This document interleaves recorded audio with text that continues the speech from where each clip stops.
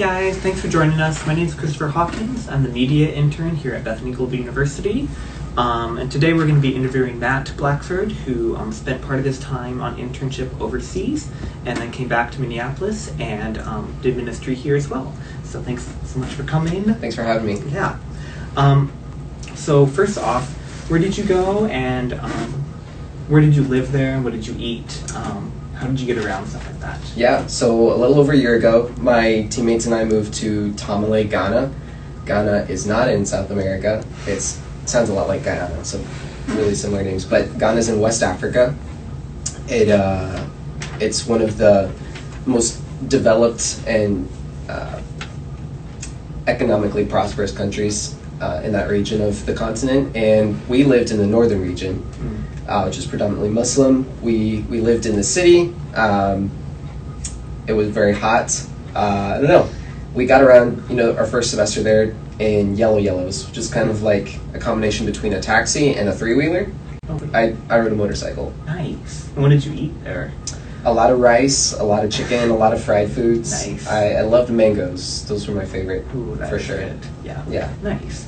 So right away you started language learning, right? Mm-hmm. What did that look like for you then? So in the north, the main language is Dagbani. There are about 1 million speakers worldwide. And we would have language school for about 4 hours a day for about 4 hours a week, 4 days a week. And that was in class, so we had a teacher. He would guide us through conversation practice, and then we would leave the class and go practice with our neighbors, people in the market, people in various ministries that we worked with. So it was a lot of fun. Did you get conversational? Not quite. We left early because of the virus. Had we stayed, I think I would have gotten to that point. But yeah, we were still pretty intermediate to beginner level. That makes sense. Mm-hmm. And then because after that you started ministry. How long did you do ministry for? When we had several months of trying ministries out, but I also was somewhat involved in my first several months there, so I think about 6 or 7 months that I was working with different ministries. Nice. So how many people were on your team then? There were 6 in the class above us.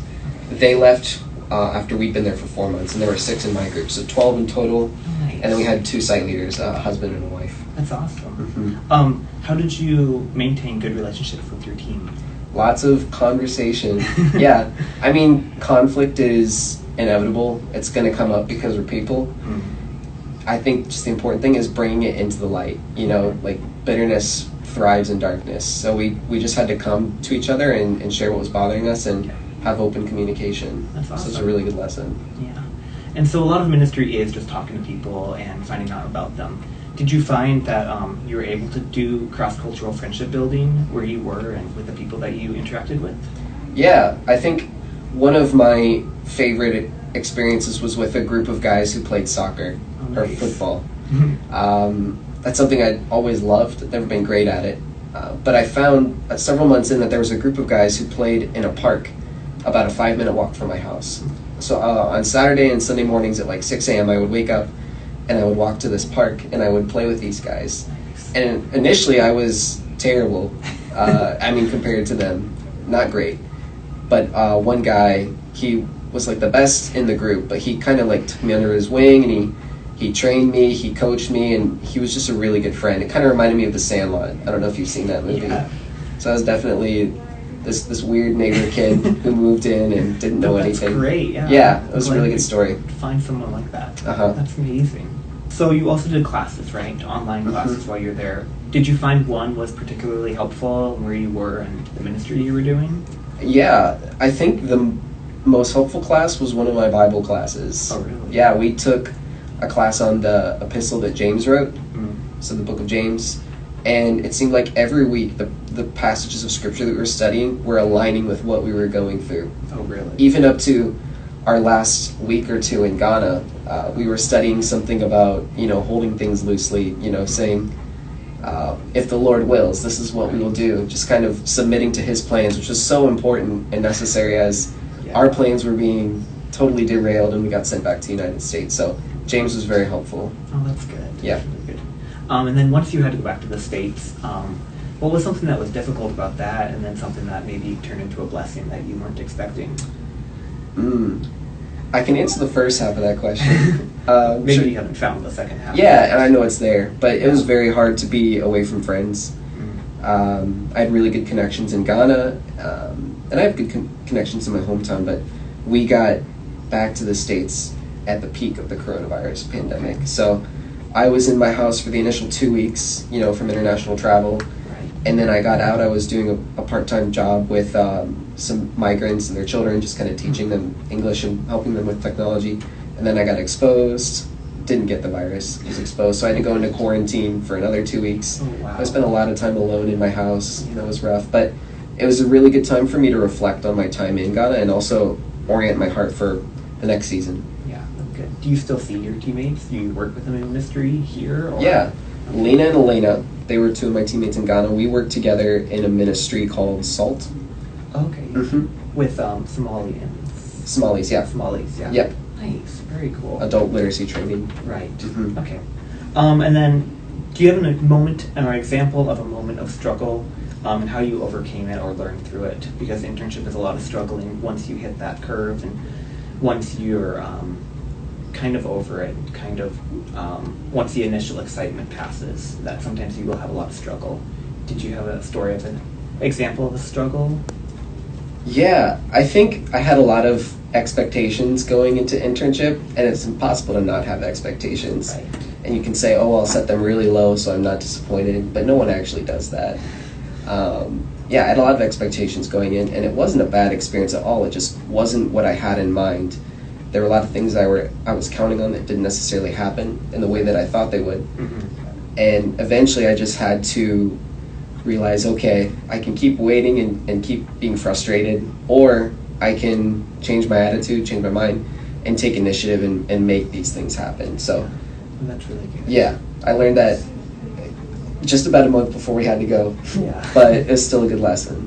Very good. Yeah. Did culture shock look different to you coming back here, or even when you were there? Did it affect you in any way? It's hard to tell. Moving there wasn't really challenging in terms of culture. Okay. A lot of people in Ghana want to be like Americans. Mm. So in a lot of ways they're already pretty westernized. Right. There are some major differences, just like it's a warmer culture, so people are more friendly and greetings, and they want you to stick around longer. Nice. Time is not as observed as much as it is here. That must be nice. I was. In a way. I really like schedules, so that was hard for me. I was adjusting to the African time zone. Yeah. But then coming back, I think most of the challenges had to do with the quarantine and the pandemic. Right. Most people come back and not a lot of things have changed where they came from, but for me it was different because everything in the United States had changed by the time my teammates and I got back. Yeah. But, Well, have you found something enjoyable about being back in the States or doing ministry in Minneapolis that you didn't expect to? yeah, I wasn't counting on being back here so Right. soon with all my friends, so that's been a huge blessing. And yeah, I'm finding a renewed passion for ministry to migrants and people who have come here as refugees or migrant laborers. So I'm really excited to be getting involved with that kind of ministry. Teaching English, friendship building. It's been really, really cool. That's amazing. That's Yeah. really good to hear. Before we wrap up, I did want to hear if you have any funny stories or anything, because I'm sure you do have something of your time in Kenya. If you just have anything that you want to share about any funny stories that happened to your team or language blunders. Oh man, I'm sure I do. Why don't we come back to that? I think there's some questions over here. Yeah, we have a question from the comments from Pedals Are for Jumping. She asks, what advice do you have for future GI interns going to Ghana? Going to Ghana, future interns. I think the best intern in Ghana will be somebody who's flexible, who will, and I guess it's just every site, but someone who's flexible, someone who takes initiative, somebody who's not afraid to be the center of attention, because that'll happen a lot, just by nature of being a foreigner in a country that really welcomes guests. So there were so many times where I would show up, and with about 5 to 10 seconds notice, I would have to share the gospel. So it was great. It really challenged me to be ready in every season to share the hope that I had. Yeah. But yeah, I think those are some pretty important things. Well, thank you so much, Matt. Yeah, coming. thank you for really having me. appreciate it. Glad to work out. Looking forward to seeing you on campus. Great. It's really great. So, thank you guys for watching. We'll be doing this weekly, so be sure to tune in, and we'll see you next time.